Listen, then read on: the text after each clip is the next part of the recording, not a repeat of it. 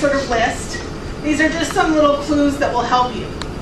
So let's start by looking at the appearance. Take a look at your articles and look at just the appearance of the articles that I've marked for you. So including the whole journal itself. Take a look at the size and the thickness. Is it glossy? Does it have a lot of pictures and charts and graphs? Look at the number of pages of your article. How big is your article?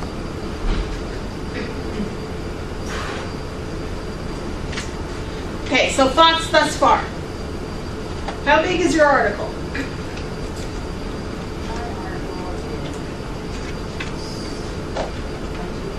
20 pages. What about the one in here? It was 4. Okay.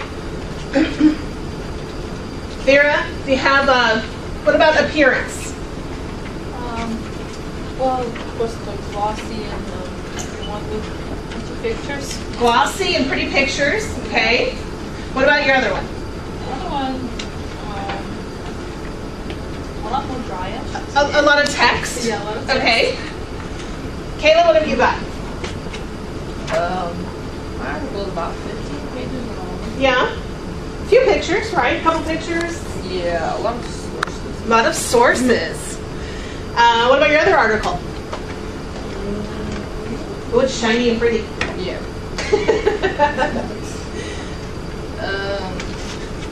This one's more, it's really short. Okay, short. Shiny, pretty, lots of pictures. Paul, what about you? One of them's like 3 pages, and I mean, it has mostly text, so it's not too bad. I mean, the second one is 30 pages with, you know, sometimes half a page of citations. Half-page citations. Excellent. And that leads us to the next part here. Take a look at the content of your 2 different articles. The topic itself, is it pretty broad?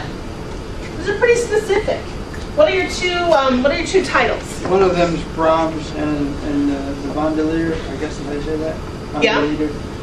So we're talking about a specific title within Brahms. Yes. Okay. The other one's just hymns. Just about hymns, just in a general sort of way. Okay, Vera? I'm not sure how to pronounce this. Okay. The buttons on Pandora's box, David Tudor, and Oh, they're talking about it's like an accordion. Okay. But it's a pretty specific topic, yes? What about your other title? From paid to sing to tuition free. I guess it's about the opera.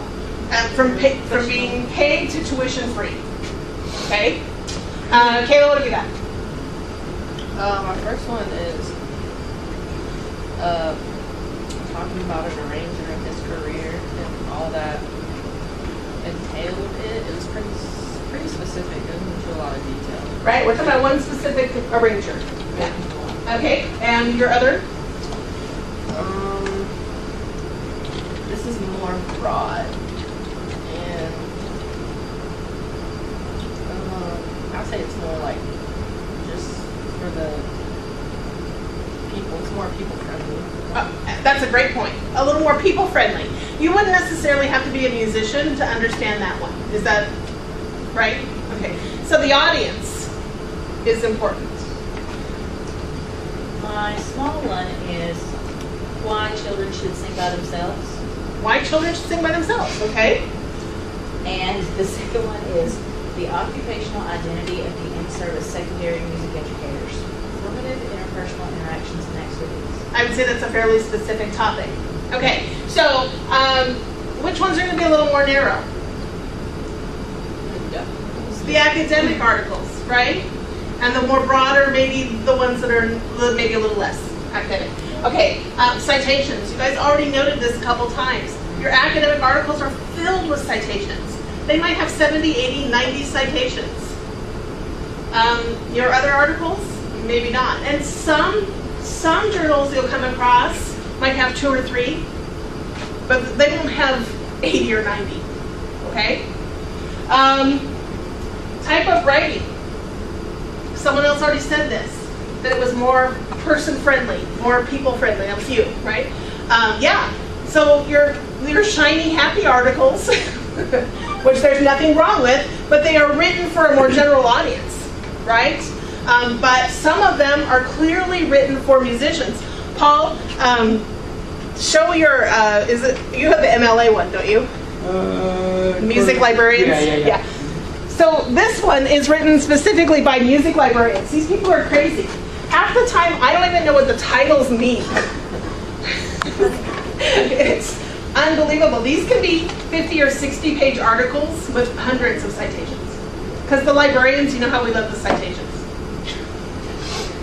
But this also indicates that these people have done their research, right? Okay. Here's another little indicator, another little clue for you. Is there an author-supplied abstract in your article at the beginning or the end? Yes. Academic articles, for the most part, and this is still just one indicator, there's no hard and fast set of rules here, but this is an indicator. If there's an author-supplied abstract with your article, it's more academic. Okay? Because that's part of what they're asked to do. That's part of what academic journals will often require, is that they also supply an abstract. When you are looking at articles online and you're not 100% sure whether or not it's an academic article, look through the actual PDF, the full text, and see if there's an author-supplied abstract. That will help you to know. What's an abstract? Oh, such a good question. What's an abstract? A summary of an article? It's a summary of an article. It's usually 1 or 2 paragraphs that gives you an overview of what's in the article. And so academic writing, they will often supply their own abstract. Where's that at? Well, it should be either the beginning or the end of your article. Okay, so the reason why I'm pointing this out to you is so that you will be a little more equipped to start looking at articles and find one that you're going to be able to use for your next 5 writing projects. Because you're going to find one article and you're going to use it for the next 5 weeks. Okay?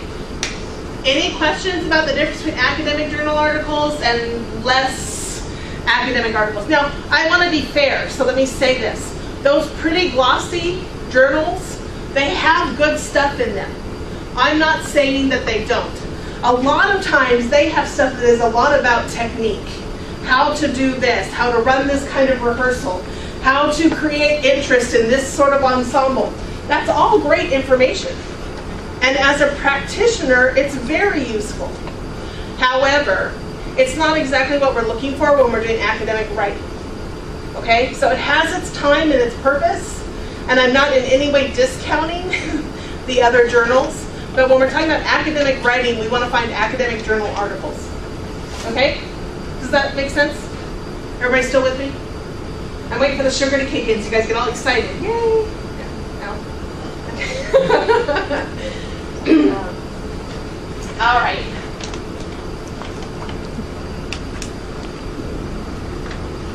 So let's talk a little bit about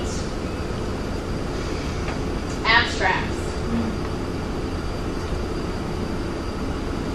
What I'm going to ask you to do, and I've already mentioned this, is I'm going to ask you to find a journal article that you hope to use in your last paper. And what I'm going to want you to do for this first week's assignment, we'll talk about it in detail in a few minutes, but I'm going to ask you to write your own abstract. So you'll need to read through the article and try very hard not to read the author's abstract, and then write your own abstract. So you're going to write 1 or 2 paragraphs. That's an overview of the article. Okay? So there are some things you need to be aware of what an abstract does and what purpose it serves. So let me just walk you through this. Abstracts do serve a purpose. We don't use an abstract in a paper. You never just write about the content of an abstract. But abstracts are a great way to, within just a minute, read through the abstract and decide whether or not the article or the book would be helpful to you. So abstracts do serve a purpose. So they help the reader decide. Abstract is also used to let you know what the key findings are in an article.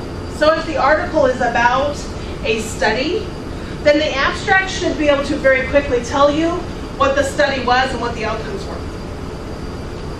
again, just a quick reading sort of thing. Abstract serves as a pre-reading outline. You should be able to read an abstract and have a pretty good sense of what order things are talked about in the full article. So if you have that 60-page article, when you read the abstract, you have a pretty good idea of what it is that you're looking for in that article and probably where to find it in the article. And then an abstract also serves on the library side as a way for us to index the information. We take abstracts for articles and we find all the key words in the abstract and we use those as descriptors. We've talked about those descriptors or subject terms before when I showed you how to use all the library material. So that's what I mean by indexing, is that one of the purposes of an abstract is on the library side, we use it to pull out all the key words and key terms. So when you are writing an abstract, you want to make sure that you use words and phrases that are going to be found consistently in the actual article. So if there's a main set of phrases that you see happening all the time in the article, you want to make sure that they're listed in the abstract. Does that make sense? Okay, so those are the goals of an abstract. Here are some things that you need to know about an abstract when you get ready to write. An abstract should be precise and concise, just like all of our other academic writing. Most abstracts are usually 1 to 3 paragraphs. Abstract should include the main points and the subpoints. Remember we said that an abstract serves as a pre-reading outline? So that's why you want to make sure that it has main points and subpoints. An abstract should include the keywords and phrases because it's used for indexing. An abstract should use the same level of technical language and expertise as the actual article. So if your article is written for the postdoctorate in music savant, then your abstract should read like that too. Okay, it should be very technical if the article is very technical. It should not be in first person. It should not be fluffy. It should not be full of opinion. It should not be written with any passive language. It should be precise and concise and technical if that's how your article was written. Okay, does that make sense? It should be approximately 150 to 250 words. That's a loose estimate. If you have to go to 400 because you just have to, I'm okay with that. I'm not going to sit there and count your words. And then also an abstract, don't use direct quotes. Okay? Your abstract is already paraphrasing an article. So you don't need to also use direct quotes. You're already paraphrasing. So don't fill it up with a bunch of direct quotes from the article. That's sort of redundant.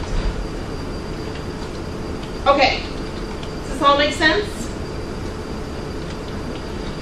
Let me remind you of where to be looking.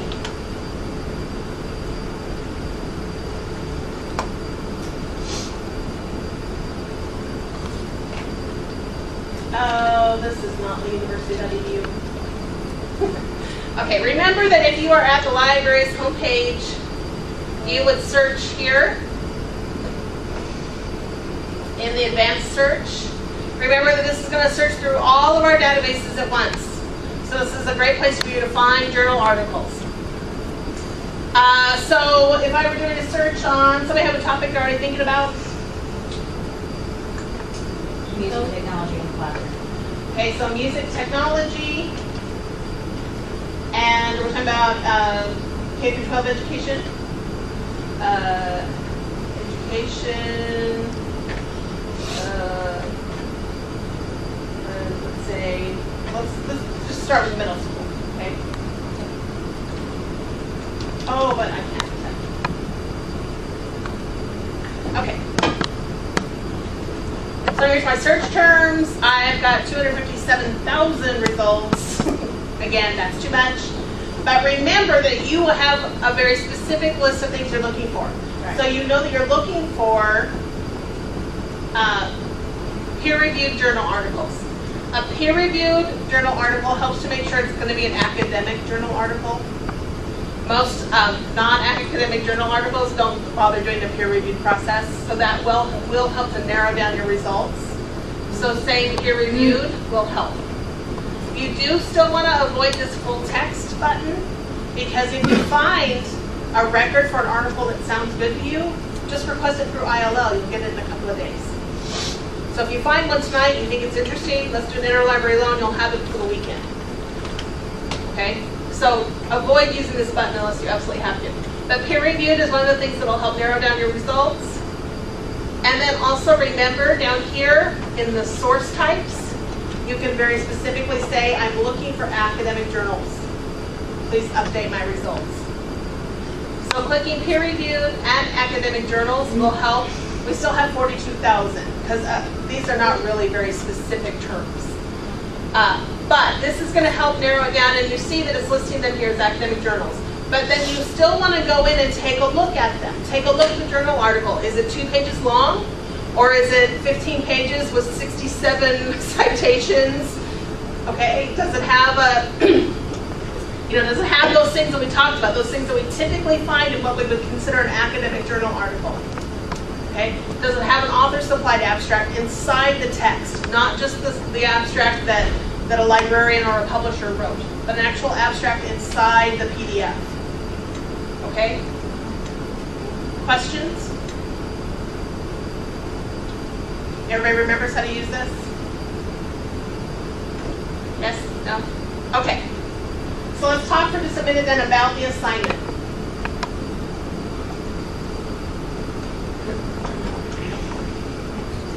Writing assignment 1. We're so past that.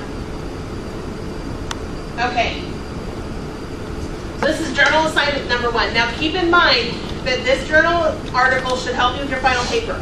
So you'll want to grab an article that's interesting to you, that's on your topic, and you're going to use it for the next 5 weeks with the writing assignments. So think of yourself as sort of adopting this article. Okay? It should be an article that really is going to benefit you in the long run. So make sure that it's topical. So find a journal article from the library's resources. Make sure, again, use those limiters, peer-reviewed academic journals. So I said here, make sure it's on a topic that's interesting to you or as a potential thesis topic, appropriate to your discipline. Make sure the article is peer-reviewed and from a scholarly publication. So we have some ways to know whether or not we have a scholarly article. Make sure that your article includes footnotes, endnotes, or a full works cited bibliographic sort of page. Works cited or bibliography, however they list it serves the same purpose. Okay? So it should include one of those sets. Footnotes, endnotes, works cited page, those are all going to accomplish the same goal. Read through the article and write your own abstract. The abstract should be typed and double-spaced. It should include a full citation of the journal article, which you know how to do in your sleep at this point. And it should not be a copied, abstract that you found either inside the text or at the library's site. It should be your own original abstract. Okay, so this isn't going to be terribly difficult. If you are using a journal that already includes an abstract, just block it out. Yeah, pretend like it's not there. Pretend like it's not there. Fold the paper in half and read past it. Yeah, it really will taint your view if you try to read someone else's abstracts first. And the same thing is going to be true for you as you're looking at the library sites. If you're looking through these articles, once you open this full record, here's an abstract. So you kind of want to try to avoid those because they're really just going to taint your view. Just go ahead and open up the full text and start reading it a little bit to see if it's interesting. Okay. Questions? Comments? Concern? Yes?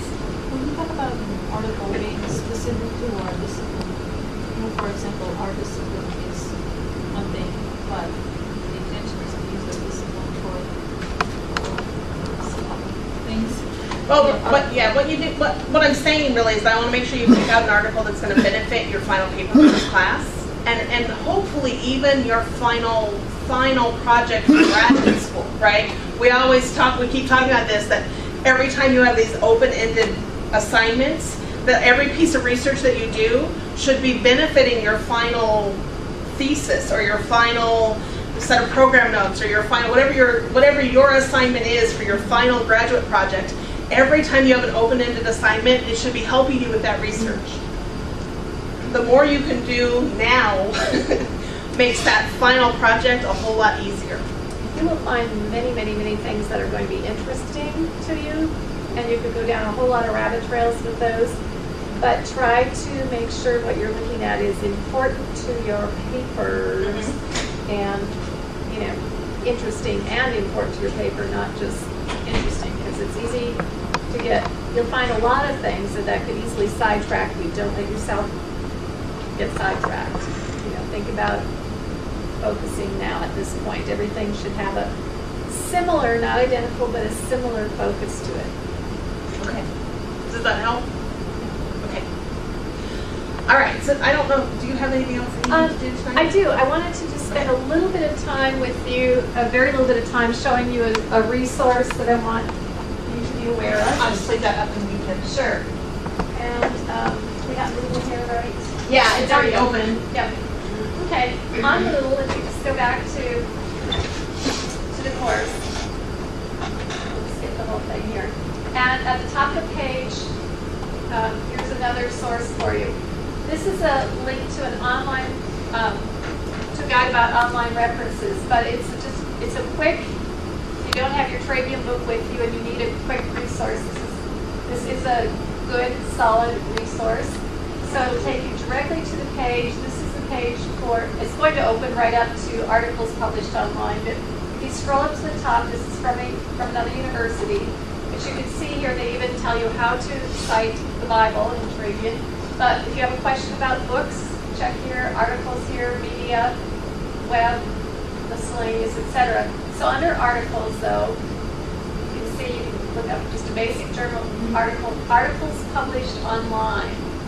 Be careful about your online sources. And so if you have an e-book, just go to books here, electronic books. This information is in your Trabian book as well, but this is a very, very recently updated source here, so it will have the most recent iterations of these guidelines. And remember, we talked about every citation style has some different rules about how they handle e-books and e-journals. And some of them treat them more like websites, and some of them treat them more like their paper counterparts. So you have to know what the rules are for your citation style, because it might vary wildly. Now here, this gives a couple of good, very succinct guidelines. So this first one, when citing articles found online in full text, in other words, the whole thing is there. Trabian indicates citing the article as a print journal. And that, of course, is assuming that this article is also in print somewhere. And also include the URL and access date in parentheses. So you do it like a regular journal, then in parentheses, the URL and the date that you pulled it up. For articles, however, found in an online database through your library website, such as EBSCO or JSTOR, don't put the exact URL in there. Because if somebody in, Paducah wants to read this article and they're, they're someplace on just a regular computer at Starbucks or something, they start typing that in, it's going to take them nowhere because they are not able to access the databases, our databases, so it will take them nowhere. So that is why then instead you use the name of the online database. So you would just put in JSTOR and the database provider instead of the exact URL. That way they know, okay, this is something located in JSTOR. I just need to get to my local library and get on JSTOR. So Linda, will you go back to the 4th tab for a second? Yes. No, I'm sorry, up on the top. Oh, up at the top. Yeah. Here? No, the 4th one over. Next one over to the right. Yeah. So we can scroll down a little bit. Yeah. At the bottom here of this article, it says the full text database is Academic Search Complete. Yes. Okay? So the full text of this article is coming from Academic Search Complete. That's the database. Yes. And the provider is EBSCOhost because that's who built this big giant search engine that we use and searches through all of our content. So if you're doing a citation, and this is where you found the article, those are the pieces of information that you'll need to provide. Full text database right there. And on campus here, everything's through the EBSCO host, It's right? EBSCO host, so that's off campus too if they're using the search. Right, I engine. mean, through Lee. Yeah. Through Lee, yeah. EBSCO. Unless you specifically go into JSTOR or go into ERIC or go into one of the databases individually, they're all coming through my EBSCO host. Yeah. Okay.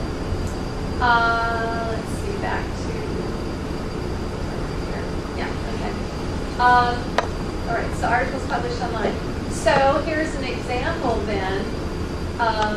Let's just say EBSCO host access data. So that's where it's coming from. Or So they've got the database listed here, the ATLA religion database. yes, That's the name of the database, and EBSCO host is the name of their big search engine. So it's just set up like ours is, but they're listing the database and then the big search engine. right. Okay? Does that make sense? Right, now this is found, this is an article found online through Gale posting viewpoints in context. So that is a particular Database. website, pardon me, database. It's a particular database. Right, database. And so again, they have the database listed here and then Gale. Okay, so Gale's publishers, right? Yeah, Their own it's another publisher. Yeah. So there are some very good models here that you can look at that give you a lot of different scenarios, and that's one thing that I did like about this particular online guide are the examples that they provide. Now, if it's an entirely online journal and it doesn't exist in print, then you do something like this, and you do put in the URL because it's only online, and that will take you to that particular online journal. So again, just think logically about the purpose of these is to guide somebody else to be able to as easily and quickly and clearly find your resource, find this resource as possible. You're communicating information and think about what is the most logical way to do that. And that will help you to know how to make some decisions about it, okay? Don't use URLs that, are going to go away. They're 12 pages long. And there's, yes, exactly. That's the other part of it too. If it's a 12-page long URL, and you can get them to the journal by just giving them a URL this long, get them to the journal, and they can easily click on the specific page themselves then once they get there. So just think about that. Same now with books, electronic books. Again, here are examples of the ebook collection, and again, it's kind of the same thing here: database and the provider. For something that is strictly online, again, something that is freely available on the internet, such as Google Books, then you put in the whole URL. So just pay particularly close attention to those kinds of citation things. Under media, it does show sound recordings and video recordings. Here, give some examples for those. So again, this gives you a little more specificity with some good examples that may be a little harder to dig out of the actual textbook. It's not a replacement for, it's a supplement to the textbook. Okay. Let's see, I'm trying to think. A couple of other things. Let me just mention a couple things in general about your writing. When I'm making comments, I tend to go a little crazy, as you can tell by looking at the review to old comments that I leave for you. And I'm never going to do your whole entire paper. I will do the first paragraph or two and say, now you look through the rest of this, looking at the same kinds of things that I'm marking here. Because you need to become your own editor. And if you're simply going in and clicking accept to all the corrections I make, then it's not serving anybody. So that's one point I wanted to make. I think all of you can work on, and I wrote this to a few of you, read things out loud.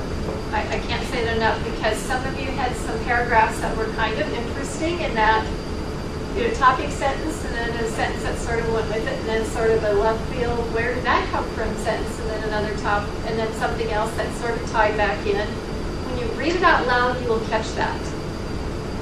We don't, our mind is going sometimes, and it's logical in our mind is what we're doing, but then when you start reading out loud, you'll say, oh, wait a minute, that's not really, this would be much better here. And again, think about being very careful to avoid redundancy. And this is something that I see people doing when they start really delving into academic writing. They end up repeating themselves because they're trying to kind of work with the verbiage. And really what you're saying is the same thing you just said 2 sentences earlier.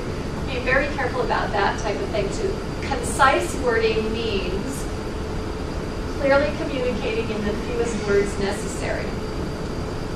Precise means use the specific word for the meaning you intend.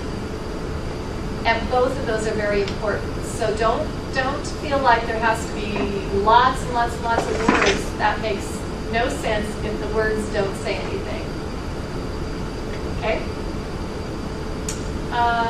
One other thing I just caught on a couple. When you're doing your citations, remember if it's a city that is not well known or there are multiple iterations of this city, you have to include the state as well. That's a minor detail, but it's just something that I've been noticing. Say, for example, Cleveland. So, for example, Cleveland. Yes, you would put in Cleveland, because there's a Cleveland, Georgia, I think. There's a Cleveland, Tennessee, obviously. Cleveland, Ohio. There's It's like 40 different states with a Cleveland. yeah. Same thing with Springfield. I know that was what I saw in a paper. There are bazillions of Springfields in the country, so you have to include the state with those. So again, just think logically. Do we have lots and lots and lots of New Yorks? No. Or Chicago's? No. We don't need the state, but we do for smaller cities and towns. Yeah. So just pay attention to those kinds of details as you're going through your references and citations. All right. But so this is linked here for your use. We've got even the miscellaneous if you're using images, those kinds of things. That can be helpful if you're going to use historic photographs or like a historic picture of a manuscript or something. Section on the score. So I want to make sure you cite it properly. Yep. So you've got just websites in general. Online multimedia files, so they're giving you all kinds of breakdown for new and emerging kinds of media that might not even be in the latest Turabian book. All right, so let's get back to your articles then. What we'd like to have you do then is just get started working on that. Yeah, if you guys can assignment. start searching for an article now, while we're here to help you, that's great. Especially if you think you found one, but you need to remember how to do interlibrary loan so you can get it right away.